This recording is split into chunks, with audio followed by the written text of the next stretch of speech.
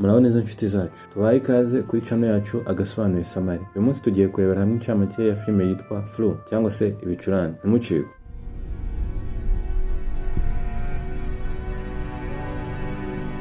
Filime yacu itangira muri Hong Kong, aho abantu baba bari kwambuka igihugu mu buryo butemewe n'amategeko banyuze muri kontineri. Bisa nkaho yari iri kwinjira muri Korea y'Epfo mu buryo bw'amagendo. Hanyuma rero ubwo ya kontineri yari iri kugenda, tubona hari umugabo uri gukorora umeze nkaho arwaye. Ariko nyamara uwari ushinzwe abo bantu ntiyabyitaho, maze ya kontineri arayireka iragenda. Hagati aho muri Bandang, Korea y'Epfo, hari umugore w'icyuki wari uri mu modoka yenda kugwa mu cyobo kinini. Uwo mugore w'icyuki ni umudokiteri witwa In Hei. Hanyuma wari ugiye kumutabara we yitwa Jigu.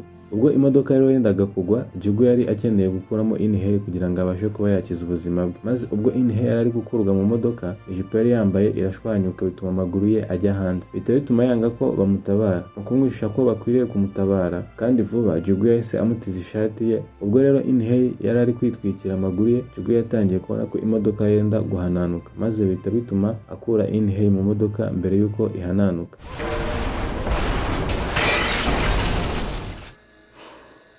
Bwa nyuma na nyuma rero, misiyo barimo yo gutabara umuntu iba igenze neza. Ku mugoroba w'umunsi, In Hei yahuye na Jigu muri wa mwobo aho imodoka yari yaguye. Yari amugabira ishati ye, maze anamusaba ko yamuzanira agakapu ke kari kasigaye muri ya modoka kubera ko kari ingenzi kuri we. Ariko Jigu we aramuhakanira, atangira kumubwira ko akazi ke katarimo kujya kurokora ibintu by'abandi biba byatakaye.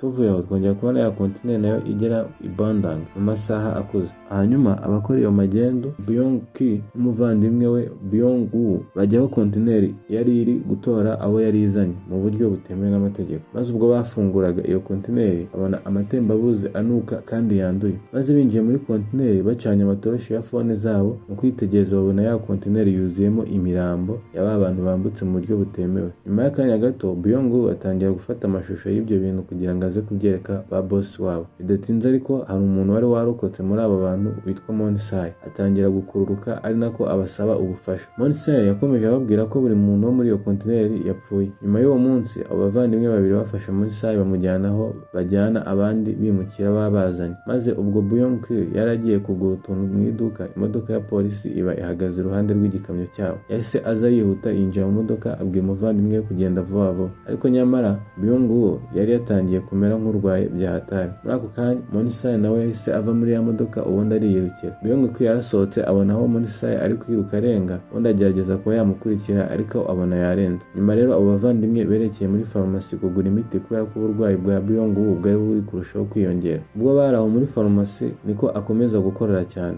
ari nako akwirakwiza virusi kuri buri umwe wari uri muri iyo farumasi. Ibyo tubivuyeho, tubona In Hei ari mu nama we n'abandi badokiteri, atangira kubwira uwitwa Dr. Yeng ko ubushakashatsi bwe bwasigaye mu modoka yari arimo igihe yakoraga impanuka ikagwa mu cyobo. Umwarimu witwa Yung atangira gucyaha In Hei ku kuba yabuze ubushakashatsi barimo. Hagati aho ariko, Jigu yari yagiye muri wa mwobo aho imodoka yari yaguye, yafashijwemo n'inshuti ye Kyung-woo kugira ngo abashe kuzanira In Hei agakapu ke. Mu nyuma rero, Jigu yabashije gukuramo agakapu. Maze ubwo Kyung-woo yari arimo agasaka, arebamo ababonye telefone. Hari harimo akana kitwa Milo, umwana wa In Hei, niwe wari uhamagaye. Maze ubwo Jigu aba arayitabye, atangira kuvugisha ka Milo. Nyuma yaho Jigu yagiye guhura na Milo muri park. Bagezeyo, Jigu yatangiye kumwibwira, amubwira ko ariwe watabaye mama we. Mu kumumara impungenge, anamwereka ikarita y'akazi akora ko gutabara abantu. Atangira kubabwira ko we ajya gutabara abantu bari mu byago ku buntu, bitandukanye n'abaganga batabara abantu ari uko babishyuye. Nyuma yo kumenya Jigu, Milo yamubajije agakapu ka mama we, ubundi aragenda. Hagati ariko virusi yaturutse muri kontineri yakomeje gukwirakwira bikomeye kandi byihuse mu mujyi. Yaba aho bategera za bisi, mu mashuri, abantu bari banduye bakomeza kugenda bakorora, ari nako barushaho kwanduza abandi. Ubwo kandi ari nako Byung-woo uburwayi bwe burushaho kuba bubi, noneho yari atangiye kujya akorora agacira amaraso. Nyuma y'ibyo, In Hei yakiriye telefone iturutse kwa muganga. In Hei asubiza yishimye ari kuvuga ko yabonye ka gakapu, ariko si ibyo bari bamuhamagariye. Bahise bamubwira ko ari situwasiyo yihutirwa ku bitaro. Maze bidatinze, In Hei yahise yerekeza ku bitaro. Mu kanya gato gaciyeho, abaganga bari batangiye kwita kuri Byung-woo. Hanyuma In Hei ajya mu cyumba aho bari kwitaho kuri Byung-woo. Mu gihe yari ari kureba kondisiyo Byung-woo yari arimo, yabonye ikintu ikintu muri bag ya plastique ya Byung-Woo. Ni telefone yari abonye, ubundi arayifungura, yatangiye kubona amashusho y'abantu bari bapfuye muri ya continent twatangiranye. Nyuma yaho In-hye yeretse ayo mashusho abandi baganga bakorana. Dr. Yang ahita afata umwanzuro ko virusi yaturutse muri abo bantu bapfiriye muri continent. Mu kumusubiza, In-hye yabwiye Dr. Yang ko virusi Byung-Woo arwaye bishoboka ko yaba ariyo virusi ya mbere y'ibiguruka yaba ibonetse muri Korea y'Epfo. Mu kwemeza ibyo, bari bakeneye ushinzwe iriya continent ngo nawe bamusuzume. Hagati aho, igihe Miru yari ari wenyine hafi aho, ababonye Monisai nawe yari wanduye ya virusi. Monisai yabwiye Miru kumujya kure kugira ngo nawe ataba yakandura, ariko nyamara ka Miru gakomeza gukurikira Monisai kugira ngo kamuhe ibyo kurya. Maze Miru abwira Monisai kuguma hafi aho kandi agategereza ubundi bakamushakira ubufasha. Nyuma yaho Miru agarukana na Jigo, ariko Monisai ntawari uhari.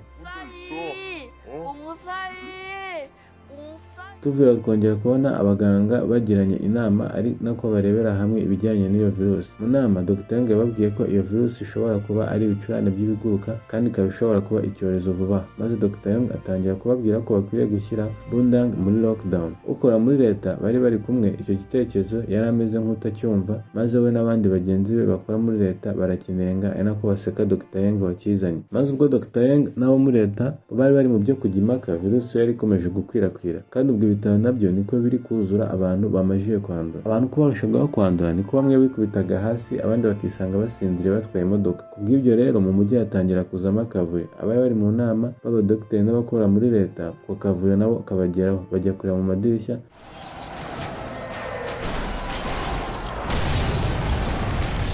maze ubundi nabo bihamiriza ibiri kuba. Maze abantu bo muri leta nabo abadogiteri batangira gushaka uburyo basohoka muri uwo mujyi banyuze muri za kajugujugu. In-hye yabwiye abandi badogiteri ko bamutegereje, hanyuma akajya kuzana agakobwa ke. Dr. Yang amwemerera kujya kuzana ako gakobwa ke, maze amuhamiriza ko baraza kuva mu mujyi. Nyuma yaho abadogiteri nabo abapolitisiye bari bageze muri Seoul, maze bahura na perezida hamwe na prime minister. Batangiye kuganira ku gikorwa cy'ingenzi gishoboka mu guhagarika ikwirakwira ry'iriya virusi. Mu kanya gatoya, premier minister yahise atangaza ko bashyize Bundang muri lockdown. Hanyuma Dr. Yang akomerezaho asobanurira abantu iby'iyo virusi n'ingaruka zayo. Abantu bo muri uwo mujyi rero batangiye gupanika.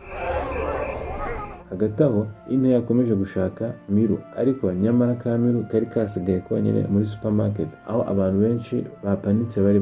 Maze In-hye abwira Jigo kujyana nawe bakajya gushaka ka Miru. Bidatinze baje kukabona kari kurira hagati mu bantu.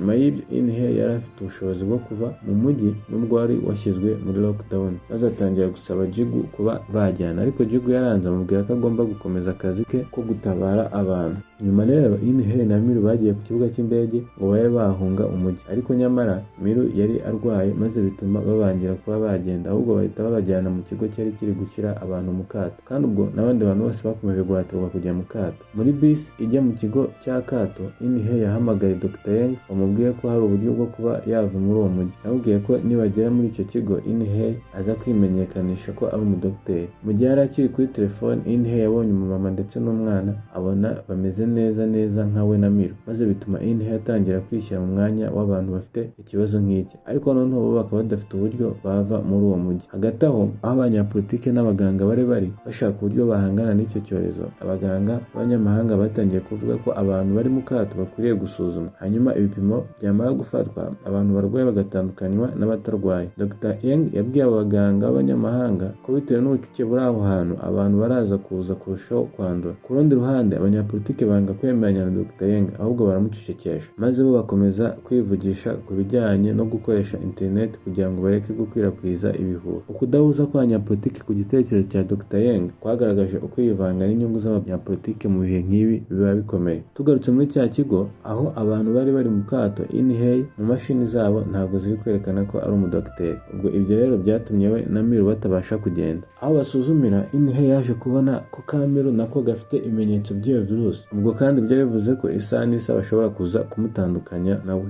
mu gutuma ataza kumukeka Inhe yakuye Miru aho bari bari gusuzumira. Nyuma rero ubwo bari bakiri mu kato Inhe yumvise umumama uri gusakuza bitewe n'uko bari bamutandukanyije n'umwana we. Ibyo yashushanyaga situation imeze nk'iye igihe abashinzwe ubuvuzi bari buze gusanga ka Miru nako kanduye. Nyuma muri uwo munsi Jigu yahaye ibiryo Inhe aho yabashije no kureba ka Miru akabona ko karwaye. Ibyo byatumye Jigu abaza Inhe impamvu akiri kumwe na ka Miru kandi karwaye, amubwira ko ibyo bishobora gutuma abandi bantu bari kumwe nawe nabo baza kwandura, ariko Inhe yanga kubyitaho ahubwo avuga ko araza kugumana na Miru nubwo yanduye, nita ku kuba araza kwanduza abandi.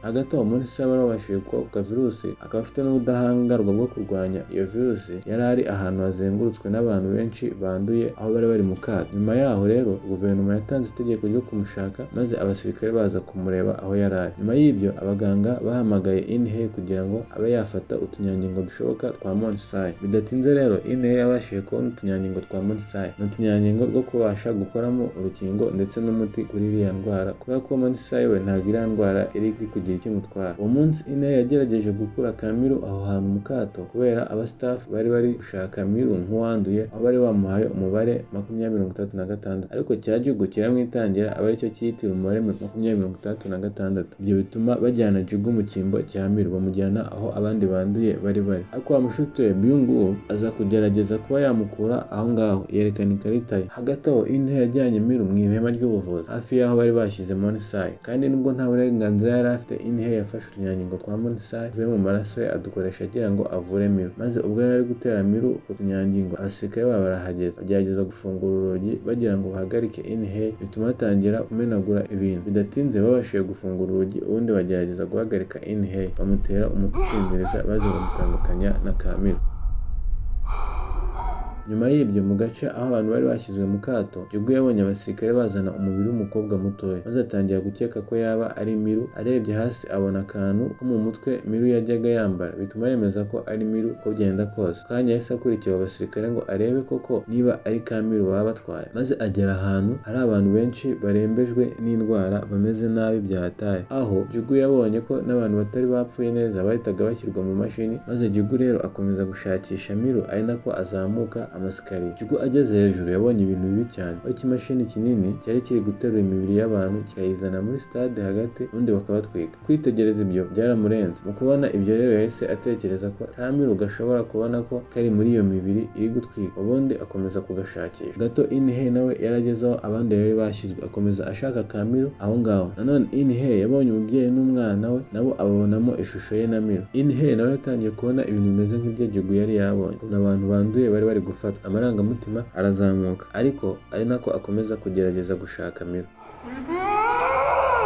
Hagati aho ubwo Jigu yari mu kirundo cy'iyo mibiri yumvise telefone ya ka Miru isona, undi arayikurikirana aragenda yegura imirambo hejuru ya ka Miru, aba arakabonye nako aho kari kamajije gushyirwa mu ishashi nako benda kujya kugatwika.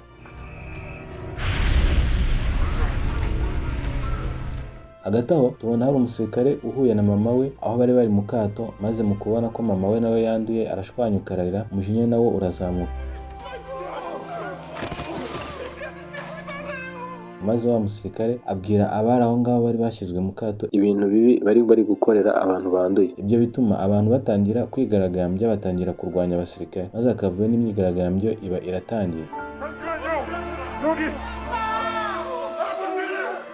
Ibyo byatumye abaganga batangira gukura Monsai aho hantu kugira ngo babashe kurinda uturemangingo twe muri ambulance, ariko nabo batangira gucika. Hanyuma rero Inhe nawe yabwiye ko agiye kwimuranwa n'abandi baganga bakavanwa aho hantu, ariko arabyanga kuko yari akeneye gushaka ka Miru mbere na mbere. Bidatinze tubona Byung-woo atera icyuma Monsai na Dr. Yang.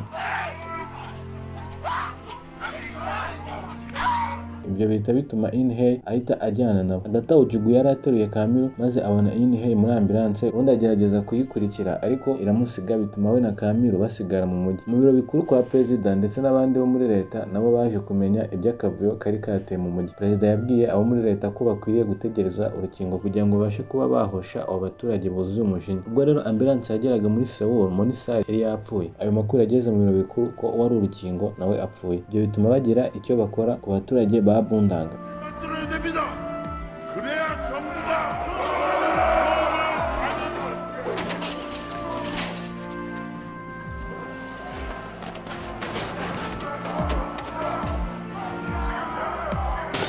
maze batanga itegeko ko uraza kugerageza kurenga umupaka ava Budang ajya Seoul baramurasa. Ubundi rero abasirikare batangira kurasa uyu muturage wese wari uri ku mupaka. Ibyo rero byarakaje perezida bya hatari, arakarira abakora muri leta bari batanze iryo tegeko. Hagati aho Jigu wari uteruye Kamiru yari ari hagati mu masasu. Inhe yatangiye kwiruka yerekeza ku mupaka gufata Miru. Jigu yashyize Miru ahantu hatekanye kugira ngo abe yajya gufasha abandi bantu, ariko Kamiru karamubuza ngo ntagende. Hanyuma Jigu yasobanuriye Kamiru ko akazi ke ari ugutabara no gufasha abandi bantu, ubundi aragasigara agenda. Nyuma yaho agiye, umuntu wari wanduye wari uzi Miru ko ari urukingo yabonye aho kari kahasigaye konyine, maze aba arakikoreye akajyana mu ihema, ubundi atangira kugerageza kuba yatwara ku maraso yako ngo yitere urukingo. Ubwo icyo kigabo cyari kiri muri ayo, Kyungbu aba yinjiye mu itente abona Kamiru, maze atunga icyo kigabo imbunda agerageza kugihagarika, ariko icyo kigabo kiba kiramurwanyije gishyira Kyungbu hasi. Igihe rero Jigu yagarukaga agatangira gushaka Miru, yinjiye muri rya tente asanga rwambikanye. Mu gutabara inshuti ye atangira kurwanya icyo kigabo, mu kukirwanya nawe kimurusha imbaraga, ubundi kimuta mu munigo, ariko bidatinze Kyungbu abasha nawe gutabara Jigu, maze nyuma Jigu abasha kwica icyo kigabo. Bidatinze rero Inhe abasha kugera ku mupaka, maze avugisha perezida amubwira ko Miru afite ubudahangarwa, ko rero amaraso ye yavamo urukingo, ubundi amusaba ko yamuha uburenganzira bwo kujya gutora Miru. Mu gutuma Inhe abasha kugera ku mukobwa we, perezida yatanze itegeko ryo guhagarika ukurasa. Nyamara ariko Sineida, umupolisi mpuzamahanga, we akomeza gutanga itegeko ryo kurasa buri muntu wese ugerageza kurenga umupaka. Nyuma y'akanya gatoya Inhe agera ku mupaka abona Kamiru, ubundi baza biruka bajya guhoberana. Igihe Miru yarengaga umupaka, buri wese yasigaye mu rungabangabo bibaza niba igisirikare kigiye kurasa akana gatoya k'inzirakarengane nka Miru. Hanyuma rero kapiteni yatunze imbunda umusirikare uraza gushidikanya, maze ibyo bituma barasa Kamiru, ariko Jigu araza vuba vuba atabara Kamiru na Inhe araswa mu rutugu.